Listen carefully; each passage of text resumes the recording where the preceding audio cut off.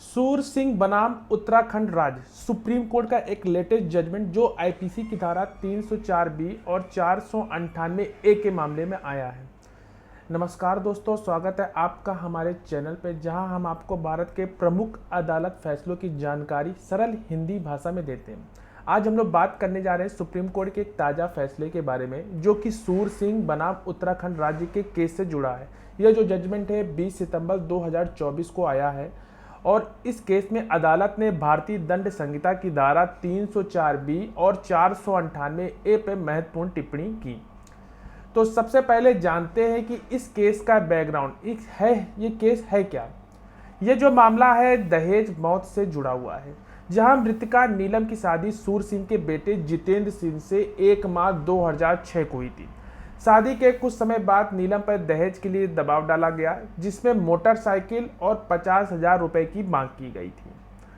नीलम ने 30 दिसंबर 2006 को एक बच्चे को जन्म दिया, लेकिन कुछ ही दिनों बाद 17 जनवरी 2007 को उसकी ससुराल में संदिग्ध परिस्थितियों में जलने से मौत हो गई।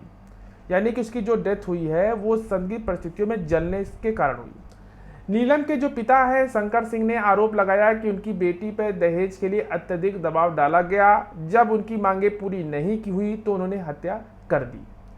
ट्रायल कोर्ट ने सूर सिंह, जो कि मृतका के ससुर थे, और उनकी जो पत्नी गंगोत्री देवी को दोषी माना और उन्हें 10 साल की सजा सुनाई।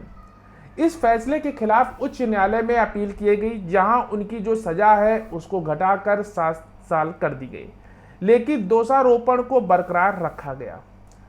अब बात करते हैं इस केस में सुप्रीम कोर्ट के फैसले की, जहां सूर सिंह और गंगोत्री देवी ने सुप्रीम कोर्ट में अपनी सजा के खिलाफ एक अपील की।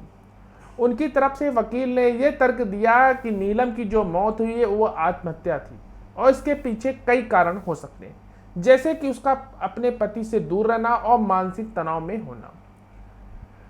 यह केस मुख्य रूप से आईपीसी की धारा 304 बी और 498 पे आधारित था। धारा 304 बी दहेज के लिए उत्पीड़न के कारण होने वाली मृत्यु को शामिल किया गया, जबकि धारा 498 ए में महिला पर किए गए अत्याचारों का सजा का प्रावधान है। कोर्ट ने इस केस में यह भी कहा कि कानून के अनुसार यह साबित करना आवश्यक है कि महिला की जो मृत्यु पहले उसे दहेज के लिए प्रताड़ित किया गया हो। सुप्रीम कोर्ट ने सभी तथ्यों और सबूतों की गहन की जांच की। अंततः हाई कोर्ट के फैसले को भी बरकरार रखा। कोर्ट ने यह माना कि मृतका को दहेज के लिए प्रताड़ित किया गया था, लेकिन अपील के मद्देनजर सजा को घटाने के फैसले में कोई हस्तक्षेप नहीं किया गया। तो दोस्तों, यह था सुप्रीम कोर्ट का एक महत्वपूर्ण फैसला, जो कि सूर सिंह बनाम उत्तराखंड राज्य के मामले पर। यह फैसला हमें दहेज उत्पीड़न और इसकी गंभीरता के बारे में एक बार फिर सोचने पर मजबूर करता है।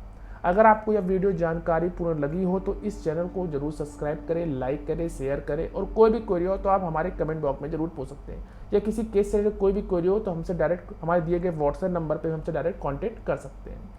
धन्यवाद, रहिए, जुड़िए रहिए हमारे साथ। अगली बार फिर मिलते हैं एक बार एक नए महत्वपूर्ण केस के साथ। तब तक के लिए धन्यवाद।